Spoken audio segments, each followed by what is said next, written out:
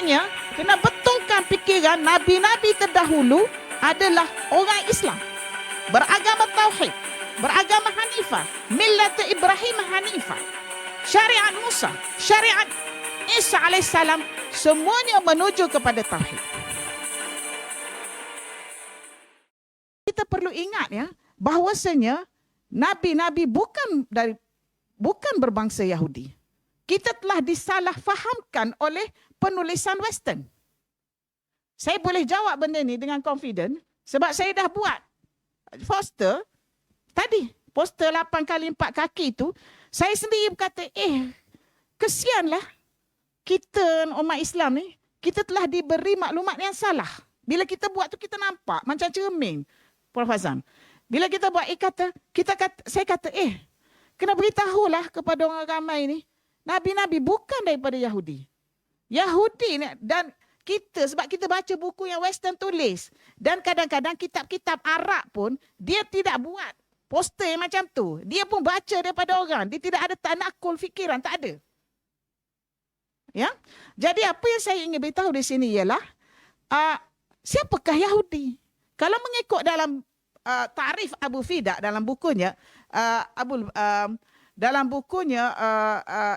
Bashar, dia menyebut bahawasanya Yahudi ini adalah mewakili orang Rom, mewakili orang Arab, mewakili orang Parsi, mewakili orang Habsyi pada ketika itu. Ya, jadi maksudnya mereka ini Yahudi apabila mereka ni Palestin pada ketika itu macam Mekah sekarang lah. Macam Mekah sekarang. Jadi mereka ni orang yang ada rasa Rabbaniyah itu berusaha untuk pergi ke Palestin. Dan mereka ini bila pergi ke Palestin, sebelum masuk ke Palestin, mereka bertumpu dulu di Nabatin. Nabatin itu Petra sekarang di Jordan. Mana stesen. Stesen sebelum masuk ke Palestin. Stesen sebelum pergi meneruskan perjalanan ke Syria. Stesen sebelum pulang balik ke Yaman. Stesen sebelum pergi ke sebelah timur. Nak masuk balik semula ke Babylon. Ya. Jadi daripada sini kita dapat tahu bahawasanya sebab itu kalau kita tengok Petra itu bangunannya indah-indah. Sebab dia merupakan satu pusat peranginan, pusat perjumpaan, pusat berkumpulnya mereka yang daripada serata mata angin tadi. Timur, barat, selatan, utara untuk masuk sebelum masuk ke Palestin itu. Ataupun tempat persinggahan untuk perniagaan. Ya. Jadi daripada sini saya kata betul lah. Yang saya jumpa bila saya baca kitab-kitab tafsir itu, mereka ini bukan Nabi-Nabi adalah proto-Arab hakikatnya. Proto-Arab. Dan kita perlu ingat ada hadis Nabi SAW. Ya, hadis Nabi SAW, walaupun ianya hadis Hasan, tetapi ia adalah riwahu Tirmizi. Dia kata apa? Dia kata Sam Abul Arab, Ham Abul Habsyi, Yafit Abul Rum. Apa maksudnya? Sam itu adalah ayah kepada orang Arab. Ham itu ayah kepada orang Habsyi yang kulit hitam tu. Yafit itu pula ayah kepada orang Eropah. Jadi based on hadis ini, kita boleh katakan itu adalah permulaan reses. Permulaan reses. Persoalannya, bagaimana dengan umat terdahulu daripada Nabi Nuh alaihissalam itu? Seperti umat Nabi Idris, anak-anak Nabi Adam yang 37 orang itu. Setengahnya mengatakan 37 orang. Setengahnya mengatakan 36. Sebab setiap kali Hawa itu bersalin, dia akan bersalin 4. Empat orang, jadi kalilah 9 kali. Jadi kenapa boleh jadi 37?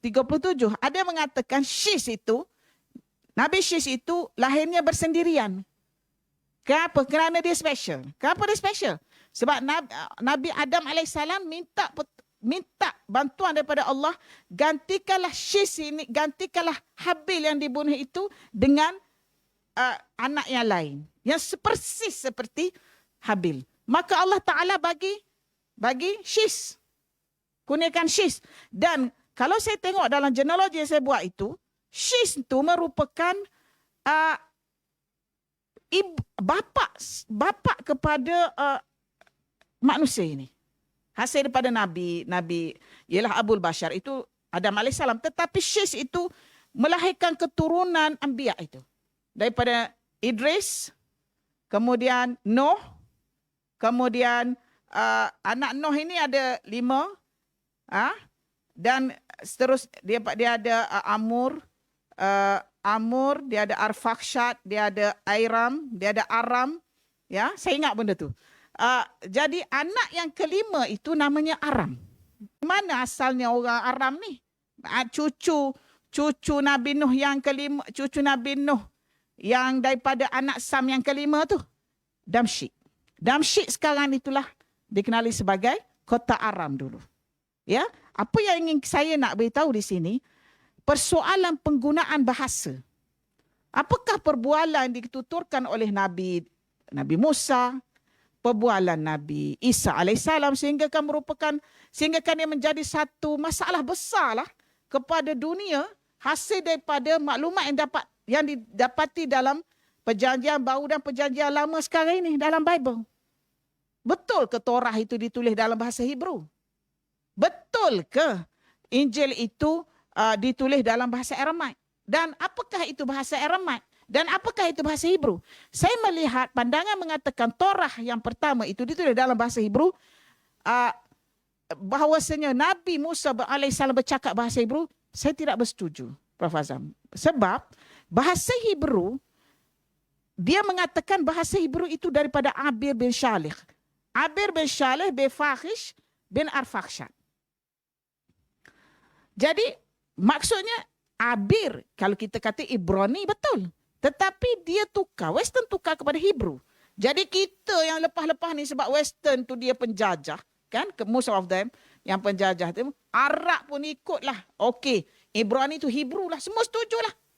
Tapi perlu ingat, Abir tu kalaulah Hebrew itu dimaksudkan tarifnya ialah Ibrani, dia sebelum zaman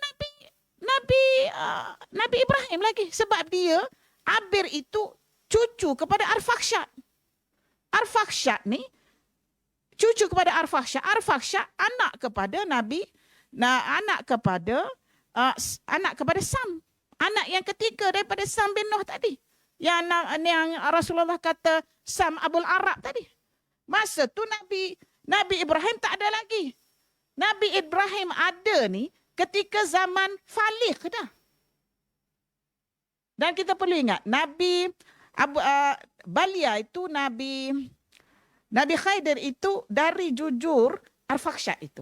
Kalau mengikut dalam genealogi itu. Apa yang saya ingin beritahu di sini, bagaimana mungkin itu adalah bahasa Hebrew. Sedangkan Nabi Ibrahim tak wujud lagi zaman Abir. Kan Nabi Ibrahim itu kalau ikut dalam punya timeline itu dalam 1950 atau mengatakan 2000 BC. 1950 BC ada mengatakan. Jadi dia mesti sebelum zaman Hammurabi. Jadi apa yang ingin saya beritahu di sini ialah bagaimana dia boleh klaim bahasa Nabi Musa alaihissalam itu bahasa Hebrew. Sudahlah Nabi Musa tak pernah hidup di Palestin. Dia hidup di Mesir.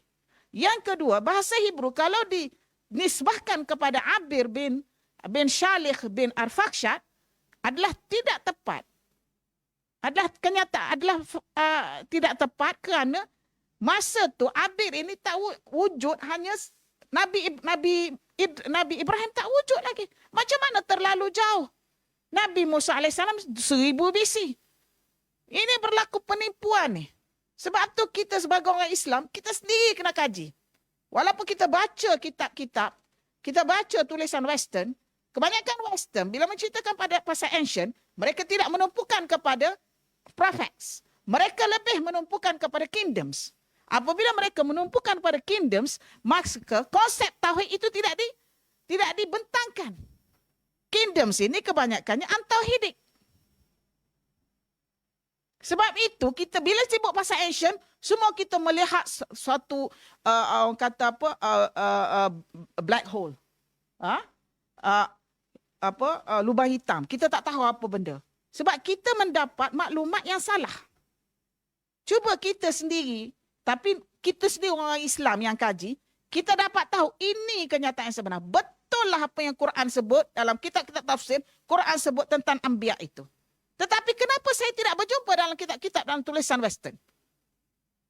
Walhal konsep metafizik ini telah wujud sudah lama. Tetapi kita tidak berminat untuk gembar-gemburkannya. Sebab kebanyakan benda-benda ini ditulis oleh Western yang suka kaji ancient. Jadi kita nak baca buku apa tak boleh juga nak salahkan generasi yang ada ni. Sebab maklumat yang ditulis oleh orang Islam tentang ancient kurang. Kalau ada pun dalam bahasa Arab, itu pun kitab-kitab tafsir yang dah kuning. Yang dah kuning dia punya kertas. Tak ada siapa nak baca. Ya, orang nak buat digitalize pun tak ramai. Ya, apa yang ingin diberitahu bahawasanya konsep metafizik itu sudah lama wujud. Ini saya nak berkongsi sedikit ya, Prof. Azam, tentang batu bersurat pertama yang dijumpai di dunia, iaitu Epic Gilgamesh. Saya baca batu bersurat itu dalam terjemahan Arab yang diterjemahkan oleh Profesor Tahar Bakir secara direct. Profesor Tahar Bakir ini seorang kurator di Universiti di Museum Ashurbanipal di Babylon itu, dan dia juga profesor bahagian ancient languages. Jadi apabila dia terjemahkan batu bersurat itu ke dalam bahasa Arab, dia terkejut kerana batu bersurat itu berusia 4,000 BC. Dan kita perlu ingat, mengikut catatan data carbon dating dikemukakan oleh ahli sains Turki dan China pada tahun 2010, tak ingat saya, bahawasanya kayu yang dijumpai di Ararat oleh mereka itu berusia 4,800 BC. Itu carbon dating, itu scientific discovery itu. Jadi kalau 4,800, kita let's say 5,000 lah. Ya, senang kira 5,000. 5,000 BC banjir besar Nuh, makna zaman Nuh itu. Jadi Epic Gilgamesh ini 4,000 BC dia punya batu. Dia ada tulis. Batu bersurat itu 4,000 BC. Maknanya dia boleh menceritakan apa yang berlaku dalam kapal Nabi Nuh pada ketika itu. Apabila saya baca Epic Gilgamesh tu, dan saya juga baca Bible, Prof. Azam, saya baca Bible, serupa cerita dia dalam Genesis. Sebiji. Contohnya yang masa bila Nabi Nuh melepaskan burung, kali ketiga tu barulah burung-burung tu tak datang. Maknanya air dah surut. Benda tu sebiji ada dalam Genesis. Kesimpulan saya boleh buat di sini, bahawasanya pendeta-pendeta Taurat telah mengambil maklumat daripada batu-batu bersurat sebelum zaman Nabi Musa alaihissalam dan diletakkan di dalam penulisan mereka, dan klaim dan mendakwa itu adalah Taurat. Inilah yang disebutkan oleh Allah Ta'ala bahawasanya Quran sahaja yang terjaga dan bukannya Taurat dan Injil yang telah dipesongkan. Itu. Saya rasa ada apa-apa persoalan ke? Dah rasa dah dekat sejam juga. Okey. Baik. Terima kasih banyak Prof. Saliha. Saya secara peribadi begitu terpesona lah mendengar penceritaan Prof. Saliha. Kita melihat dari perspektif apa yang telah Prof. Saliha menyebut tadi, berkongsi, melihat dari perspektif konsep tauhid itu sendiri, dan juga ibadah puasa, dan menceritakan beberapa pendekatan dari juga, dan apa yang seronok sekali bila adanya cerita kisah Nabi-Nabi terdahulu, dan juga puasa Nabi tersebut. Maksudnya setiap Nabi dia ada cara berpuasa dan ada beberapa hari, dan yang saya boleh mungkin share ataupun saya boleh imbas kembalilah, mana Nabi Adam AS dia berpuasa 3 hari setiap bulan. Waktu dia buat bulan waktu mengambang, di waktu bulan mengambang. Kemudian Nabi Nuh juga berpuasa pada masa yang sama, dan Nabi Ibrahim ada 3 hari di awal, 3 hari di tengah, dan 3 hari di hujung bulan, iaitu bulan Qamariyah. Dan di samping itu Prof. Salim menceritakan tentang nabi-nabi yang diceritakan kepada kita dan telah memperbetulkan beberapa fakta sejarah nabi-nabi yang mungkin tidak tepat yang dinukilkan oleh penulis-penulis pengkaji-pengkaji di barat. Dan saya kira mungkin masa yang suntuk, mungkin Prof. Saleh tak dapat nak berkongsi yang lebih detail.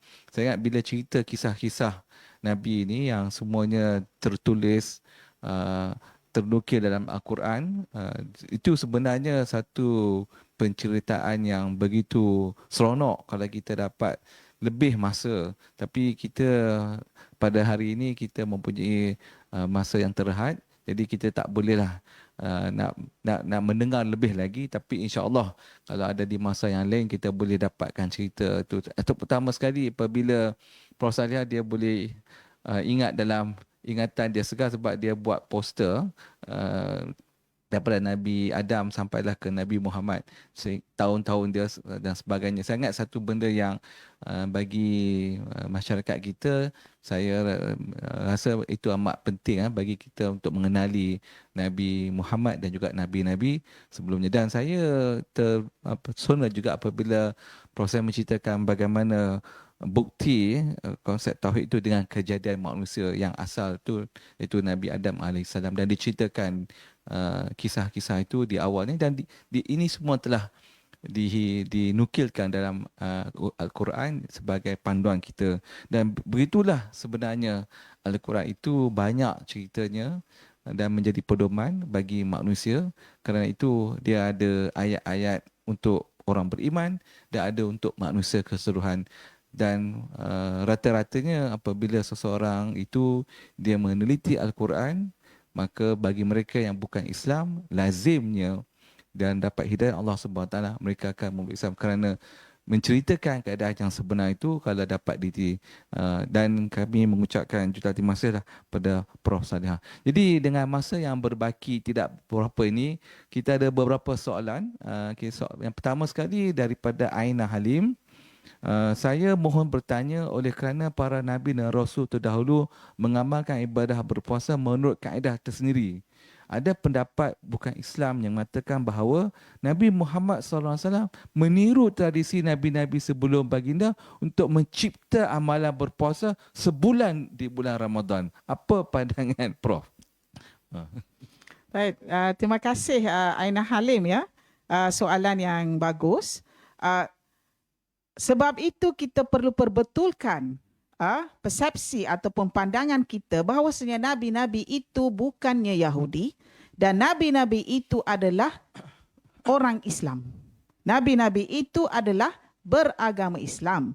Cuma perkataan Islam itu tidak digunakan pada waktu itu. Digunakan perkataan Hanifah, digunakan perkataan millah, digunakan perkataan syariat. Syariat Nabi Musa, syariat Nabi Isa alaihissalam, millat Ibrahim, ya, digunakan perkataan begitu. Jadi orang yang ini merupakan satu permasalahan epistemologi ataupun istilah. Sesungguhnya istilah dapat mengubah dunia. Istilah yang digunakan dapat mengubah dunia. Kalau istilah itu ke arah kebaikan, baguslah jadinya.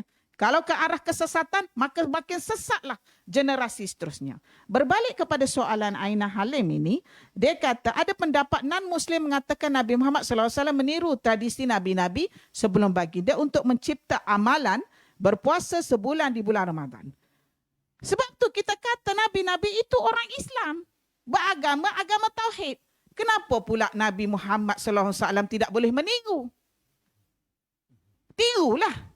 Even Nabi Muhammad SAW sebelum dia jadi Nabi pun dia dah berpuasa sebulan setiap tahun.